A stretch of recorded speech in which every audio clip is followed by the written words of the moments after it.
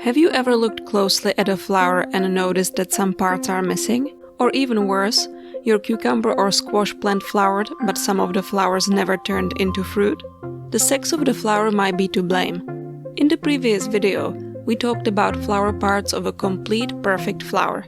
This is a flower containing all 4 parts or whorls: calyx, corolla, stamens, and pistils.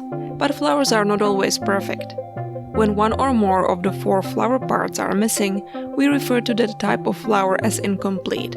When one of those missing parts happens to be a reproductive structure, we call it imperfect. A perfect flower, meaning a flower containing both male and female reproductive structures, stamens and pistils respectively, is bisexual.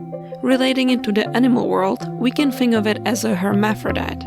On the other hand, a flower containing reproductive structures of only one of the sexes, meaning it has only stamens or only pistils, is a unisexual flower.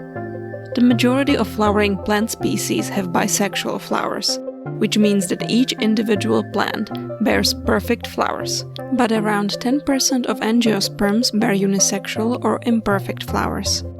The plant species with unisexual flowers can be divided into 2 categories based on the arrangement of these flowers on individual plants: monoecious and dioecious. In the case of monoecious plants, one individual bears both male and female flowers. In dioecious species, there are separate male and female plants, so a female plant bears only pistillate flowers, while a male plant bears only staminate flowers. These terms might sound complicated, but it might actually help you to understand their origin. They come from a combination of Greek words. In the word monoecious, it's mono and oikos. So you can imagine that the male and the female flowers share one house or plant together. The term dioecious comes from the words di and oikos. So here you can imagine there are 2 houses or 2 plants, one for each sex. Monoecious is common in the gourd family, with members such as cucumber, melons, pumpkin or zucchini. I have an example of Mara here, which is a vine from the same family. You can see these clusters of flowers here, and when you look closely, all of them have only stamens but no pistils. These are all male flowers. On this plant, female flowers appear individually, as opposed to the male flowers which grow in clusters, and we can see them right here. Female flowers can be recognized not only by the presence of pistils and absence of stamens, but also by the swollen base. This is an ovary from which the fruit will be formed. You might notice the ovary getting bigger and bigger as it's developing into a fruit. This is also something you would observe with cucumbers or squash in your garden. Another example of a monoecious plant is maize or the corn plant. It might be surprising for you to hear that the tassels on top of the plant are the male flowers, while the female flowers can be found lower down on the plant where corn is eventually formed.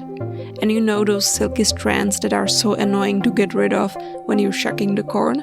Those are elongated styles.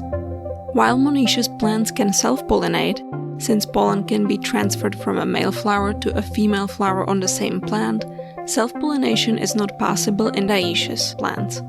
Remember, each plant is either male or female, which means that cross-pollination is the only way to fertilize female flowers. Cross-pollination brings the advantage of genetic variation, as genes from 2 plants are mixed together, creating potentially more resilient offspring.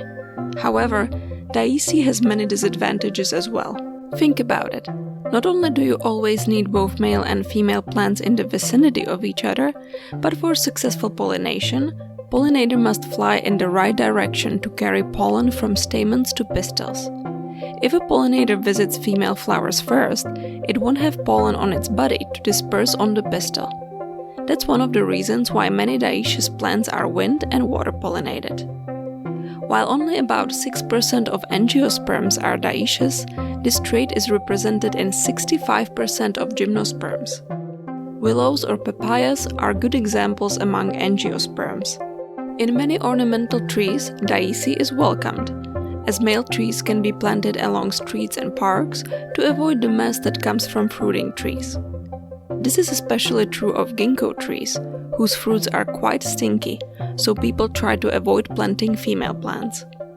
On the other hand, When planting dioecious fruit trees, such as persimmons, not only should you make sure to get a female plant, but you also need to make sure a male plant is nearby so there is a chance for pollination. Did you enjoy this video? Please consider subscribing to my channel. Thank you for watching, and I'll see you next week.